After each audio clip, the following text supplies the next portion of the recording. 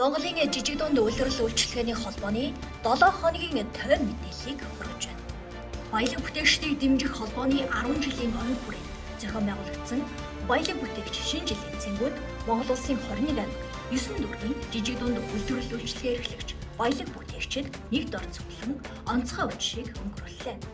Энэхүү үдшээр Монгол улсын ерөнхийлөгчийн зарилгаар болон салбар яамдын шагналаар нийт 20 гаруй шилдэг баялаг бүтээгч ажилтан албан хаагчид шагналлаа. Шагнал гардуулсан байгууллагуудын үйл ажиллагааны салбар чиглэлээр нь тодорхойлбол барилга, эд бүтээц, хөмөн үйлдвэрлэлийн салбараас чиглэл, пластик центр, Альфа фильтр, OBTM, Юригана индастри, Эко гар утасны төвөр зэрэг компани.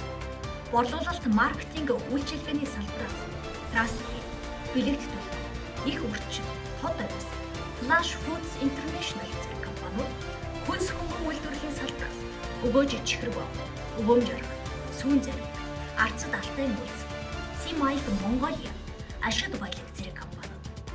Бусад туслах үйлдвэрлэл эрх зүйн салбараас Монлобил, Торгон шир, Эдэн, Сумангөв зэрэг компаниудад олон жил үр бүтээлтэй ажилласан үйлдвэрлэгч баялаг бүтээгчдийг алдаршууллаа.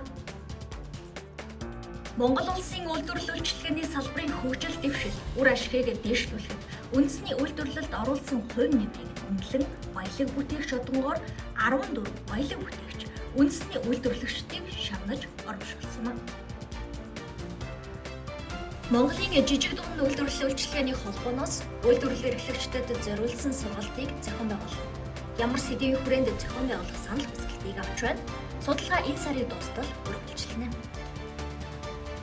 Үндэсний үйлдвэрлэгч баялаг бүтээгч нарын бизнес тур аяллаа санал хүсэлтийг Монголын жижиг дунд үйлдвэрлэл үйлчилгээний холбооны ажлын албанаас авч байна. Та бизнес аяллахаа санал хүсэлтээ 9904 40 75 дугаар холбогдох.